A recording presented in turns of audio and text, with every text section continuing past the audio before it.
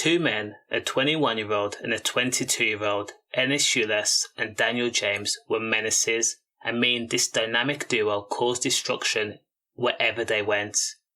On August 7th, 2020, Enes and Daniel approached a group of men in Potter Close, South London, Mitcham. Now this was not a friendly visit. Now police say that Enes Ulas carried a firearm in gloved hands, and James armed himself with a large knife.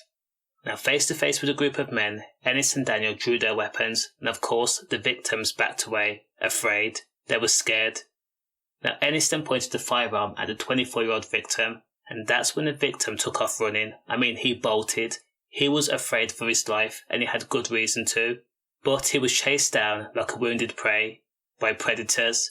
They chased the victim, tripped him up, and then they stabbed the 20-year-old victim in the right side of his head. Once the attack was complete, and Enes and Daniel James were satisfied, they then strolled off into the sunset as if it was mission complete. Now thankfully the victim actually survived, but he spent a significant amount of time in hospital, and his life will never ever be the same again. Now his injuries have actually impacted his life. They are life-changing injuries. So of course the police were called and they did conduct an investigation. They took witness statements, scoured thousands of hours worth of CCTV before arresting the two men. Now Enes Ulas was arrested and he was charged with wounding with intent, possession of an imitation firearm with intent to cause fear or distress, violent disorder and possession of an offensive weapon, and he was jailed for 10 years.